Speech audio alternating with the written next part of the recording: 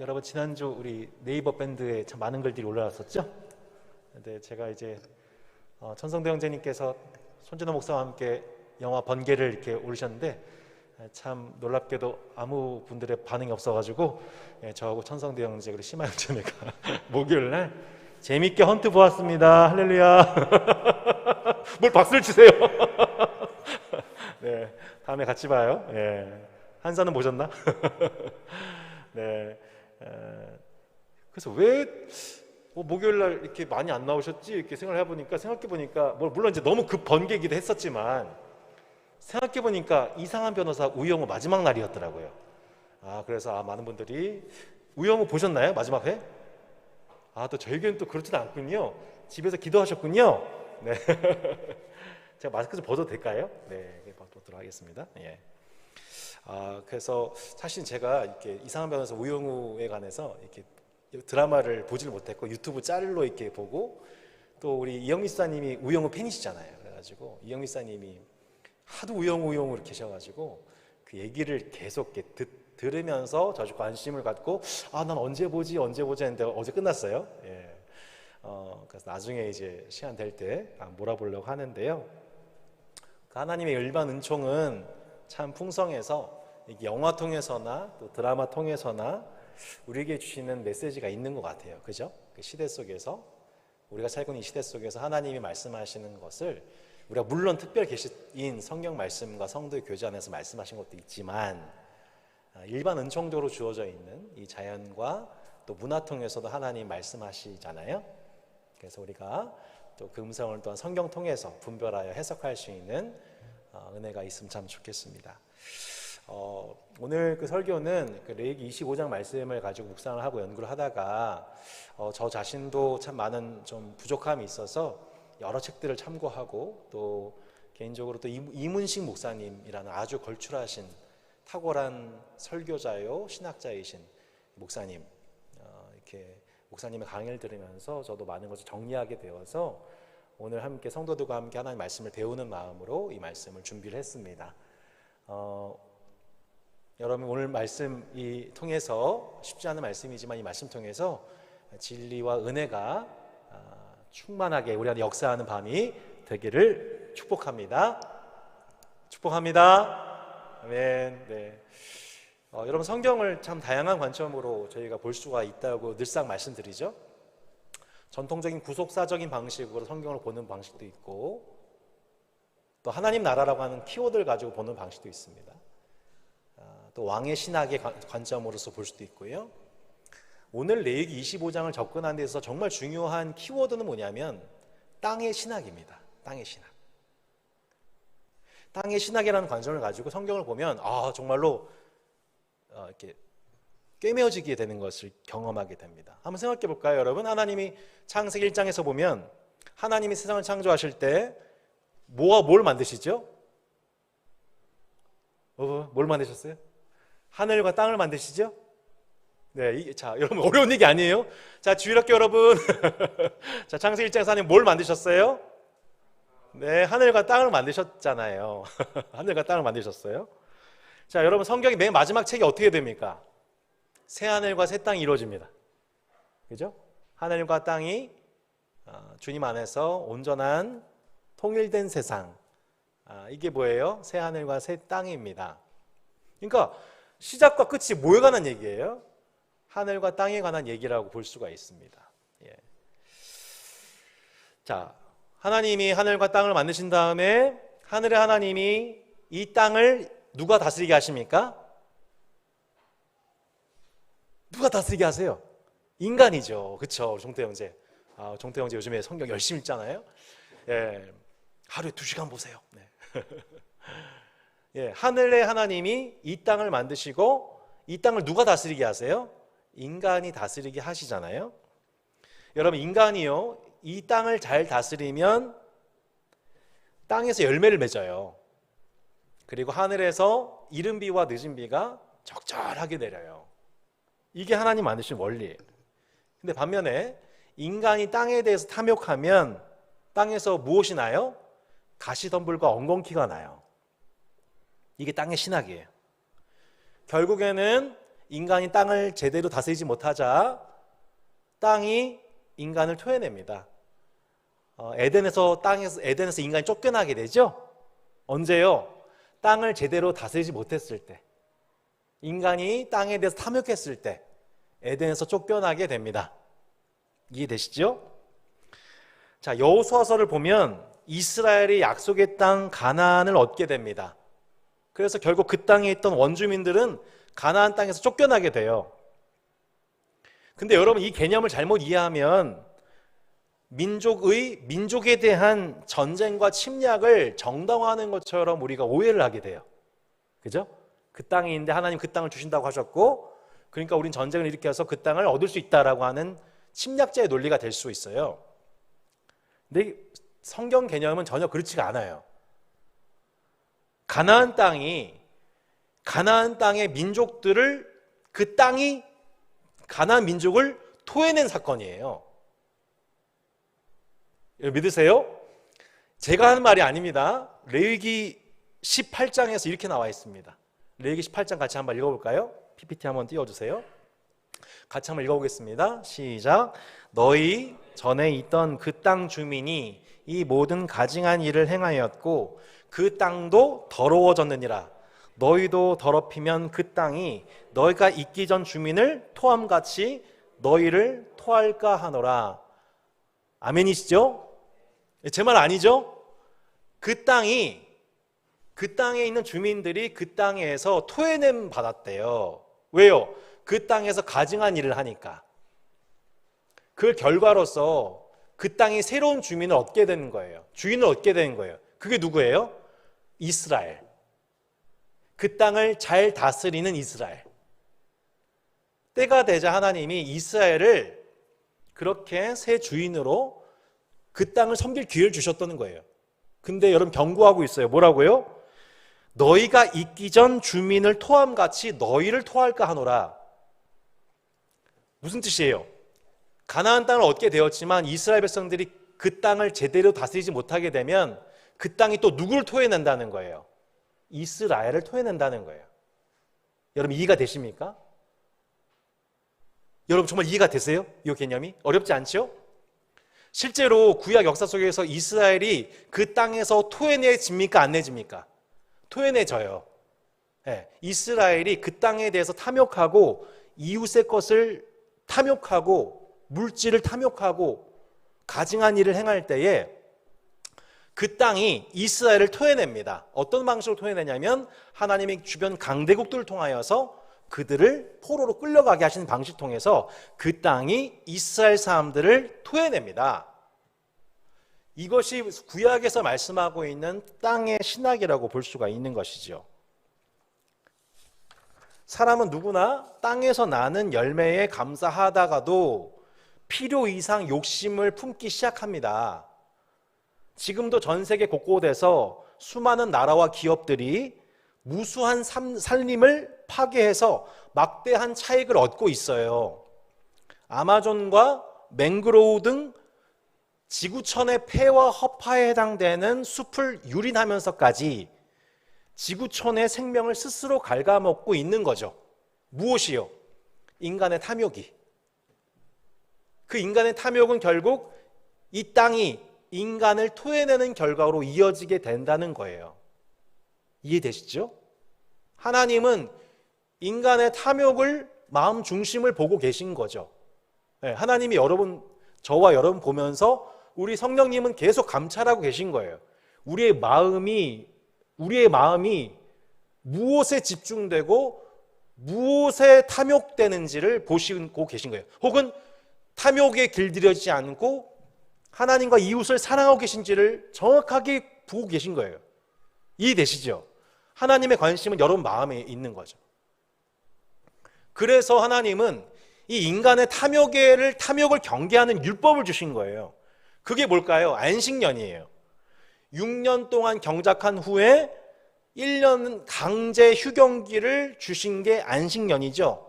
그래서 매일 성경 본문 레위기 25장 1절로 7절에서 안식년을 지킬 것을 명령을 하셨습니다. 오늘 본문은 결국에는 25장은 결국에는 안식년에 관한 규정과 그 다음에 희년에 관한 규정, 이 두 가지를 얘기하는 본문이에요.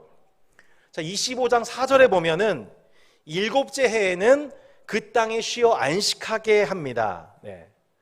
여호와께 대한 안식이라 노동을 금해라, 가꾸지 않은 나무의 열매도 거두지 말아라, 남종과 여종, 품꾼, 거류하는 주민들과 심지어 누구까지 쉬게 하라? 가축과 들짐승까지 쉬게 하라. 가축과 들짐승까지 쉬게 하라. 이게 뭐예요? 안식년 규정이에요. 네. 그 다음에 이제 말씀하신 게 뭐냐면 희년 규정이에요. 희년은 뭐냐? 7년, 이렇게 안식년을 7번 보내면 49년이 되죠. 그럼 49년째 해도 쉬고 그 다음 해인 50년째도 쉬어요. 그러니까 49년과 50년 연달아 쉬게 되는 거죠. 네. 하나님은 48년째 해던 해에 3년치의 식량을 허락해 주실 말미암아 3년 동안 이 휴경기를 통하여서 희년이 선포되게 하셨다는 것을 설명을 하고 있습니다. 이 50년째가 되는 해가 희년이에요. 일곱째 달 여름날은 대속죄일을 섬기게 하십니다. 뿔 나팔 소리가 전국에서 울려 퍼지면서 희년의 나팔 소리가 울리면서 이 자유가 선포되는 거죠. 자, 10절로 12절 말씀 한번 읽어보겠습니까? 같이 한번 읽어보시겠습니다. 시작.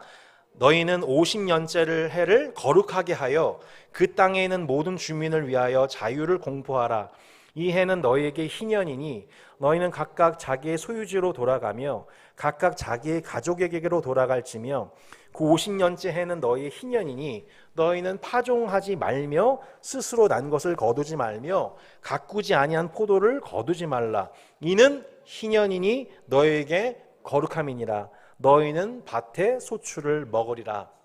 자, 희년이 되면은 대속죄를 통하여서 우리의 모든 죄가 용서받았다, 기뻐하라, 전국에서 나팔 소리가 들리게 되면서 희년이 선포됩니다. 희년이 선포되면은 세 가지 일이 시행이 됩니다. 세 가지가 무엇이며, 첫 번째, 안식년에 이어서 온 땅에 휴경이 선포됩니다. 노동을 쉬게 돼요. 온 나라가, 전국이 노동을 쉬게 됩니다. 두 번째, 남종과 여종들이 일시의 종의 신분에서 벗어나서 자유자가 됩니다. 네. 세 번째, 모든 빛이 탕감받습니다. 모든 빛이 탕감을 받습니다.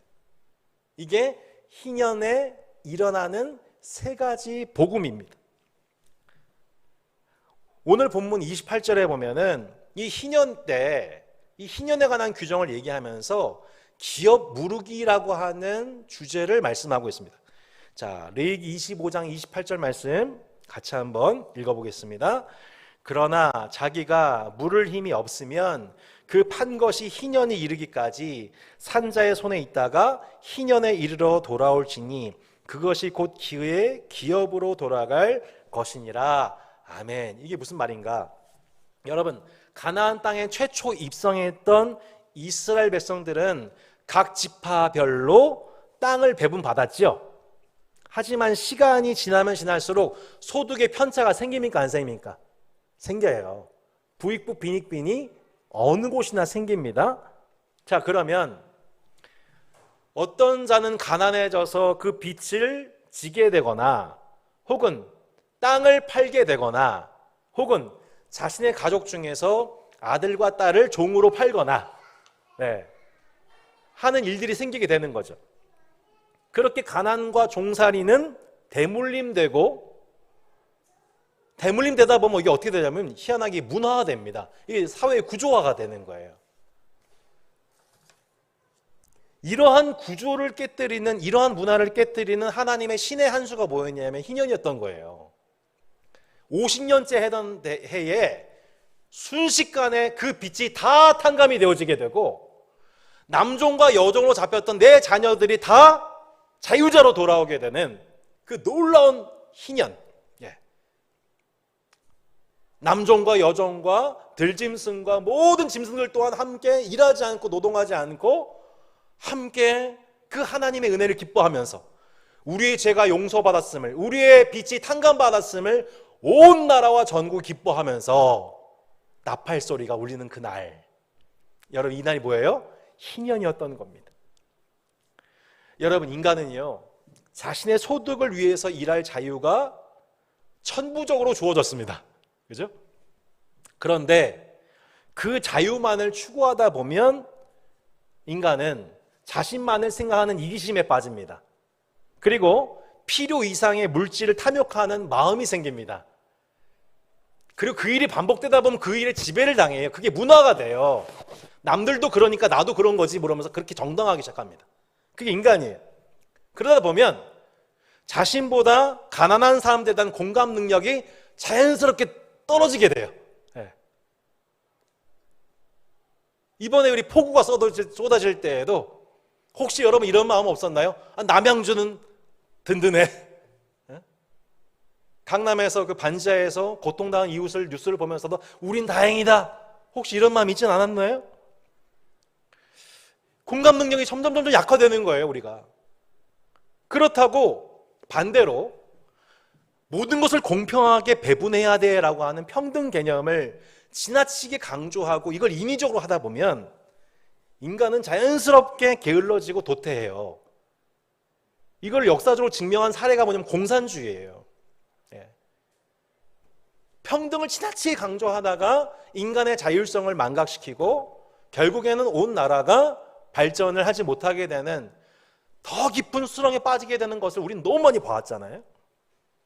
그래서 대대로 자유와 평등이라고 하는 이 두 개 개념 속에서 인류의 역사와 사상과 정신은 늘 충돌하고 분열해 왔던 겁니다. 지금도 우리는 그 사상적 대립 속에서 고통을 겪고 있는 거죠. 그러나 우리는 자유와 평등이라는 사상의 노예가 되어서는 안 됩니다. 그 사상이 우리의 우상이 되어서는 안 됩니다. 우리의 세계관은 하나님께 그 주권이 있음을 믿고 성경에 근거하여 세대와 사상을 분별하며 하나님의 온전하시고 기뻐하신 뜻을 분별하여 순종하는 데 있음을 믿습니다. 희년은 단순한 사상을 넘는 거예요. 희년은 복음이에요. 성도 여러분, 희년은 복음입니다. 네, 사상이 아니에요. 복음이에요. 복음.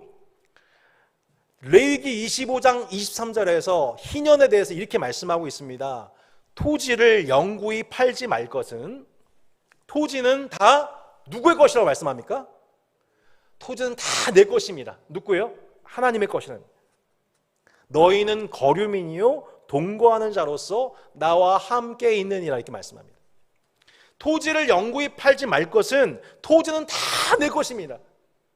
그죠? 토지는 12지파의 것이 아니에요. 하나님의 것이고 하나님이 12지파가 생존할 수 있도록 땅을 잘 정복하고 다스릴 수 있도록 땅을 잘 섬겨서 땅에서 소산이 나고 그것을 이웃들과 더불어 나눌 수 있도록 하나님 주신 축복의 현장이었던 거죠. 하나님은 영구적인 토지 고리를 막으셨어요. 땅에서 나는 산물에 대한 탐욕을 버리게 하셨어요. 남종과 여종들의 노동에 대한 탐욕을 경계하시기 위해서 하나님은 첫 번째로 안식년을 주셨습니다. 그리고 희년을 주셨습니다. 희년을 통해서 땅을 영구적으로 소유하는 일에 대해서 탐욕을 경계하신 것이죠. 땅을 영구적으로 소유하고자 하는 마음, 여러분 인간에게 이것이 왜 없을까요? 땅을 영구적으로 소유하고 싶은 그 마음, 여러분 이것은요 땅의 주인이신, 땅을 배분해 주신 하나님을 망각하는, 하나님의 주인 되심을 우리가 망각하는 죄입니다. 땅은 인간이 각자가 하나님이 주신 분복을 누리며 노동과 산물을 통해 삶을 지탱하고 이웃을 배려하는 법을 배우는 하나님께 영광 돌리는 터전이 여러분 우리에게 주신, 배분해 주신 땅인 것입니다.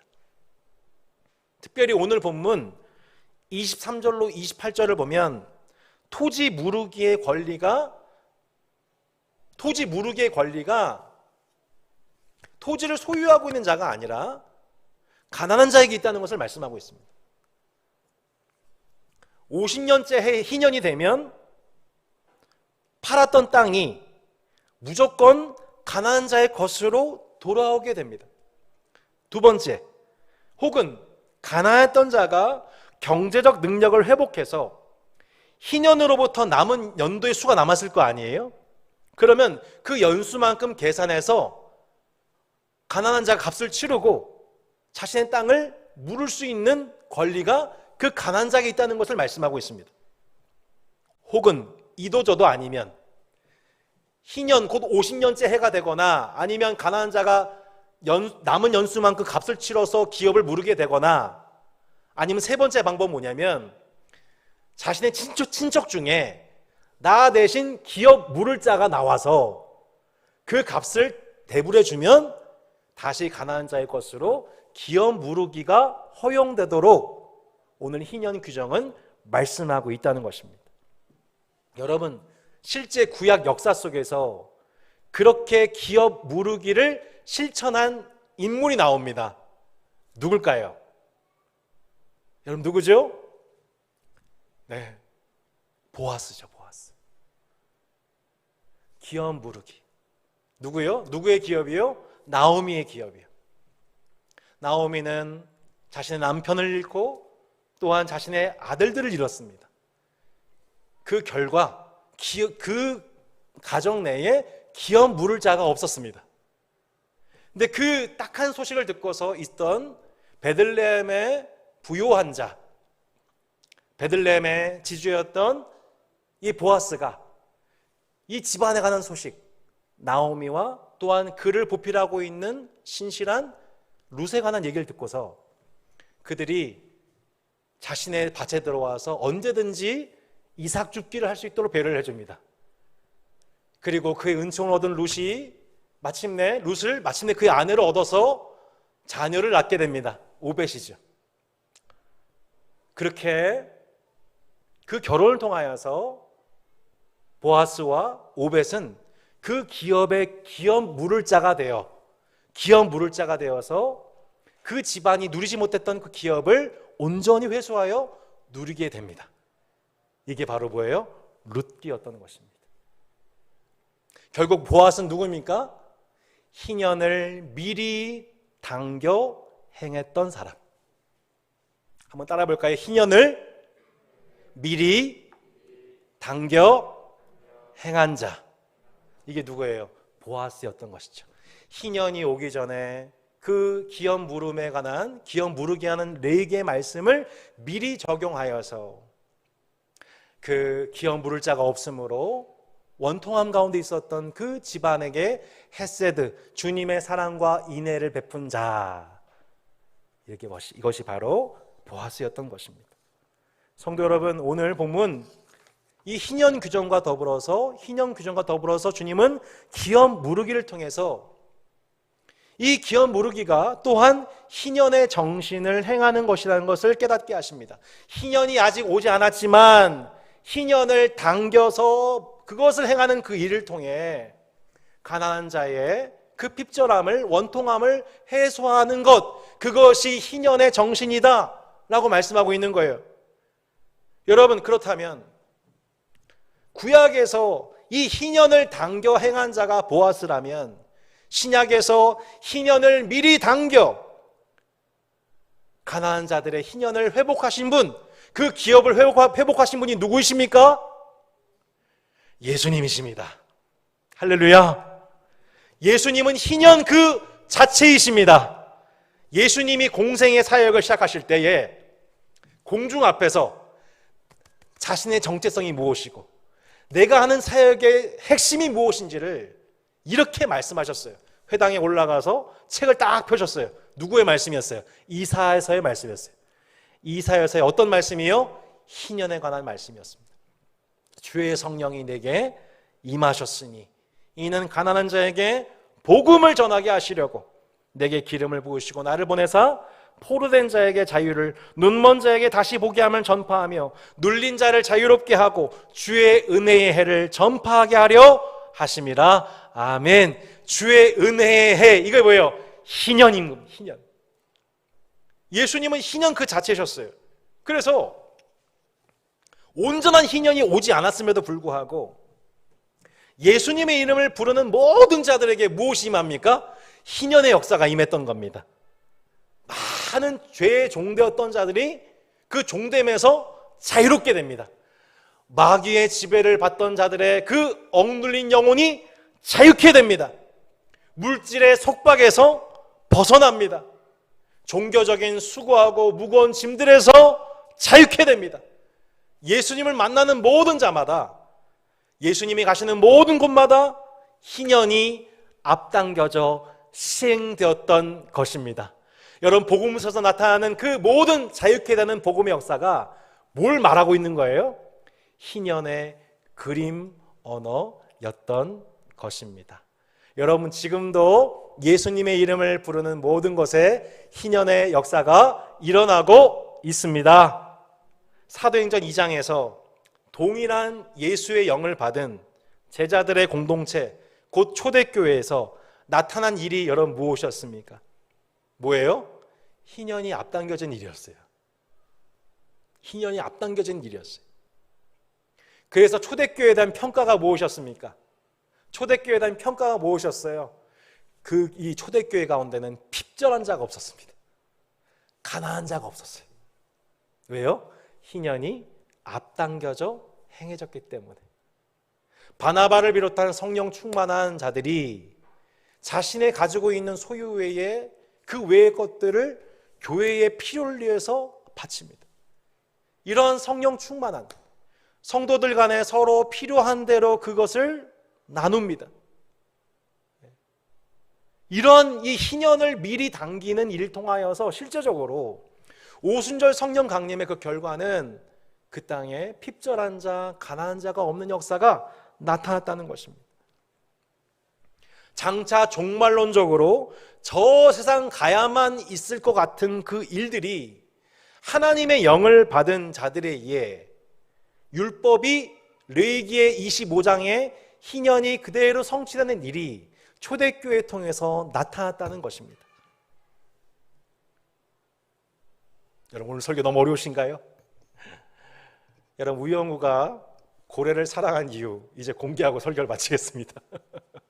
드디어 우영우가 고래를 사랑한 이유. 생각해 보니까 전 많은 분들 다 보신 줄 알았는데 보니까 우영우 팬클럽은 아닌 것 같아요. 네. 여러분, 우영우라고 하는 인물 아시죠? 자폐증을 가지고 있는 가운데에서 오히려 일반인보다 훨씬 더 탁월한 지혜와 지식을 가지고 정직함과 총명함을 가지고 판결을 통하여서 오히려 많은 이들을 부끄럽게 하는 변호사, 이상한 변호사 우영우 이야기입니다. 근데 법정에서 이 우영우 변호사가 이런 얘기를 하죠. 이런 얘기를 등장시켜요. 우영우 변호사 고래를 참 좋아하잖아요. 고래 이야기를 하는 거예요, 갑자기. 그 탈북인 여성으로서 자신의 죄를 숨기고 자신의 자녀를 돌봐야 됐던 그 일에 대해서 그 사연을 가지고 있는 이 탈북 여성을 변호하고자 이 비유를 사용하죠. 고래 얘기예요. 고래 사냥꾼들은 아기 고래에게 먼저 작사를 꼰다고 합니다. 이유가 뭘까요? 어미 고래들은 절대로 피 흘리고 있는 상처를 입은 자신의 아기 고래들을 절대로 떠나지 않는다고 하죠. 그러니까 이 작살이 아기한테 꽂혀지게 되면 그 즉시 고래들이 다 떠나는 것이 아니라 어미는 어떻게 해요? 끝까지 새끼를 돌보다가 있게 되는 거예요. 그럼 자연스럽게 고래 사냥꾼들은 자연스럽게 어미 고래를 잡게 되는 방식 통해서 고래 포경을 한다는 것이죠. 우영우가 고래를 사랑한 이유입니다. 근데 이 드라마를 보시던 대한민국의 아주 유명한 이 최재천이라고 하는 교수님, 자연과학자로서 동물을 수십 년 동안 연구하신 분이에요. 이분이 우영우를 보다가 무릎을 탁 치신 거예요. 우영우가 고래를 좋아하는 이유가 있네. 고래를 사랑하는 이유가 있네. 여러분요, 동물들은요, 몸에 장애가 생긴 동료는 어김없이 왕따를 시킨대요. 도태시킨대요. 그게 동물의 본능이래요. 그런데 유일하게 고래는 다르대요. 몸에 어려움이 생긴 고래가 내 동료가 이렇게 생기면 고래 사회 전체가 그 다친 고래를 보살피기 시작한대요. 그게 고래 사회래요. 놀랍죠? 그러니까 우영우 씨가 그렇게 고래를 사랑할 수밖에 없는 거죠. 오히려 인간보다 낫죠. 제가 휴가 기간 때 금쪽 같은 내 새끼를 처음 봤습니다. 최정보험 집사님이 목사님 제발 좀 보세요. 예. 제가 이번 순종해서 휴가 때 금쪽 같은 내 새끼를 봤어요. 근데 한 아이를 봤는데 이 아이가 엄마든 선생님이든 뭐 오은영 박사님이든 막 침을 뱉는 거예요. 막 욕을 하는 거예요. 막말을 하고 막 소리를 지르는 거예요. 초등학교 1학년인데 이 친구는 자극에 너무 예민한 아이였어요. 그래서 막 날마다 난 죽고 싶어 막 우려하고 이 아이를 어떻게 해야 되나 하다가 아버지가 선택을 합니다. 스스로 실업자가 되기를 선택한 거죠. 직장을 내려놓고서 이 금쪽이를 위해서 하루의 모든 시간 학교 일과를 함께 보내기 시작하는 거예요. 그래서 학교에 가서 옆에서 계속 지켜보면서 어떻게 행동하는지, 또 그것을 계속 엄마 쪽으로 전송을 해가지고 엄마는 금쪽이가 집에 오게 되면 오후 저녁에 뭘 하냐면은 금쪽이가 했던 행동들 하나하나를 집에서 교정받게 했습니다. 예. 심지어는 어느 날 학교 전체가 연극을 보는 날이었습니다. 연극을 하는데 거북이 한 마리, 토끼 한 마리가 나오는데 그 토끼가 하는 모든 행동들과 문장들이 누구를 흉내낸 것일까요? 이 금쪽이 행동을 하는 거예요. 금쪽이 그 모습 보면서 막 흥미를 느껴요. 그 모습 보면서 야 토끼야 너 그러면 안 돼. 그러면 거북이가 상처받잖아. 자신의 모습인지도 모르고 그 모습을 보면서 자신의 행동에 무슨 문제점인지를 하나하나 파악하기 시작합니다. 그 결과 시간이 흘렀을 때 그 금쪽이에게서 어마어마한 변화가 나타나기 시작합니다. 학교에서의 태도, 가정에서의 태도가 바뀌기 시작하는 거죠. 그 맨 마지막 그 금쪽 같은 내 새끼 맨 마지막 클로징이 뭐냐면 이런 내용이었어요. 금쪽이에게 도움을 주신 분들 감사합니다. 초등학교 친구들, 같은 반 친구들, 같은 반 학부모님들, 교장 선생님, 담임 선생님, 급식 선생님, 등교 도움 선생님, 학교 관계자 여러분, 뮤지컬 배우님, 마트 관계자 여러분들, 그리고 오은영 박사님 감사합니다. 그게 너무 감동이 되는 거예요. 왜요? 이 한 사람, 금쪽이 한 사람의 변화를 위해서 한 달의 시간 동안 온 학교와 학급과 마을 주민과 연극 배우와 부모님이 총동원이 되어가지고 그 한 사람의 변화를 위해서 헌신하고 있는 거예요. 여러분, 우영우가 사랑하는 고래사회, 그리고 금쪽이를 변화시킨 이 학교와 마을의 모습, 이 모습이 어쩌면 희년을 당겨서 행하는 모습, 그림 언어가 아닐까요? 한 사람의 변화, 우리의 도움이 아니면은 일어설 수 없는 한 사람의 회복을 위해서 온 집단이 그 한 사람을 위해 집중하고 헌신된 그런 교회. 어쩌면 다산다산 교회가 그런 교회로서 준비되고 있는 과정 중인지도 모릅니다. 우리 교회는 큰 교회가 되는 것이 목적이 아니라 이 시대의 금쪽이를 변화시킬 수 있는 그 한 사람의 변화를 위해서 온 지체가 협력할 수 있는 교회, 이 시대의 이상한 변호사 우영우를 품을 수 있는 교회로서 그 장애를 입은 고래 한 마리를 집단적으로 보살펴주는 그런 교회로서 우리 따스한 교회가 준비될 수 있다면 그것이야말로 예수님께서 복음서를 통해서 나타나셨던 희년 그 자체이신 그분 앞에서 희년의 역사 나타났던 그 일이, 초대교회를 통해서 재현되었던 그 일이 다시 다산다산 교회와 한국교회를 통해 이 시대의 금쪽이들과 이 시대의 우영우가 희망을 품을 수 있는 그런 교회로서 우리 교회가 준비될 수 있으면 좋겠습니다. 할렐루야.